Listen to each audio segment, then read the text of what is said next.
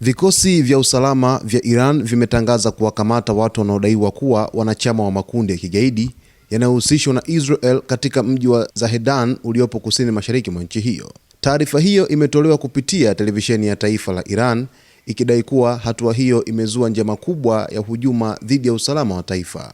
Kwa mujibu wa ripoti hiyo ya serikali, watu waliokamatwa waliingia nchini Iran kupitia mipaka ya mashariki, eneo ambalo kwa muda mrefu limekuwa likitajwa kuwa hatarishi kutokana na usafirishaji haramu wa silaha na uwepo wa makundi yenye silaha. Inadaiwa kuwa walikuwa wamejihami kwa bunduki na vilipuzi vilivyotengenezwa nchini Marekani ambavyo walipanga kuvitumia kufanya mauaji ya watu maalum pamoja na mashambulizi ya hujuma katika maeneo nyeti ya Iran.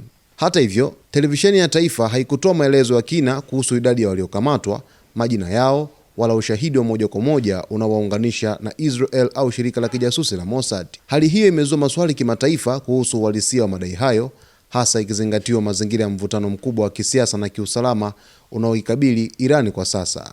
Taarifa hii inakuja katika kipindi ambacho Irani ipo kwenye presha kubwa ya ndani na nje ya nchi. Tangu kumalizika kwa vita vya siku 12 kati ya Iran na Israel vilivyotokea mwezi Juni, serikali ya Tehran imeongeza kasi ya kuwakamata na kuwanyonga watu wanaotuhumiwa kufanya kazi ya kushirikiana na Mossad.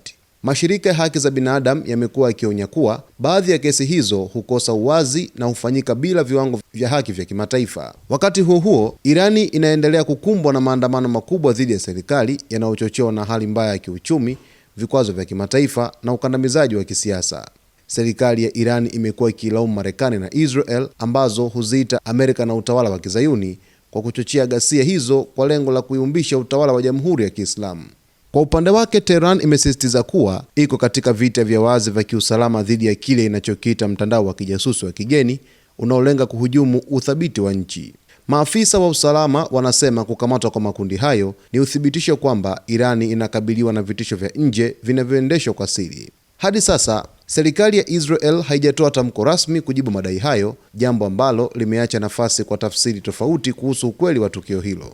Vile wachambuzi wa masuala ya usalama wanaeleza kuwa katika mazingira ya mvutano mkubwa wa kisiasa na kijeshi, taarifa kama hizi zinaweza kutumika kama sehemu ya vita vya taarifa na propaganda kati ya pande husika.